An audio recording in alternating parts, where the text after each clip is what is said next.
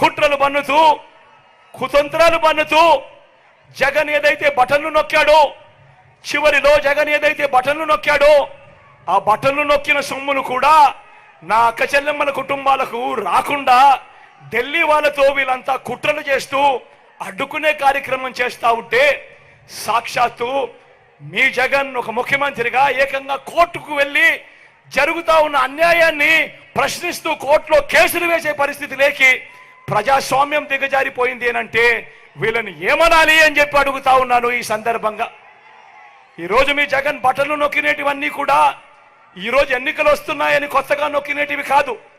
జగన్ ఈరోజు బటన్లు నొక్కినేటివన్నీ కూడా ఈ 5 సంవత్సరాలలో ప్రతి సంవత్సరం జగన్ బటన్లు నొక్కుతూ నొక్కుతూ నొక్కుతూ నొక్కుతూ నొక్కుతూ ఉన్న స్కీములకే బటన్లు నొక్కాడు జగన్.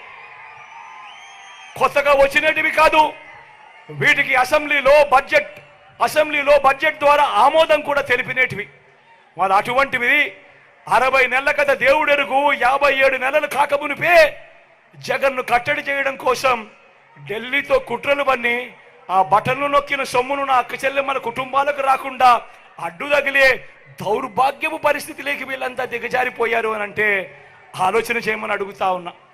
నేను ప్రతి అక్క చెల్లెమ్మకు చెప్తా ఉన్నాను, వారి కుటుంబ సభ్యులకందరికీ కూడా చెప్తా ఉన్నది ఒకటే, ఇన్ని సంవత్సరాలు ఇన్ని నెలలు ఏ పథకం ఎప్పుడు ఇస్తుందో, ఏ పథకం ఎప్పుడు వస్తుందో మొట్టమొదటిసారిగా రాష్ట్ర చరిత్రలో ఎప్పుడు జరగని విధంగా మీ జగన్ ఏకంగా ఒక క్యాలెండర్ ఇచ్చి ఏ నెలలో ఏ పథకం వస్తుంది అని చెప్పి ఇచ్చిన పాలన ఎప్పుడైనా జరిగింది అని అంటే అది మీ బిడ్డ పాలన కాదా అని అడుగుతా ఉన్నా.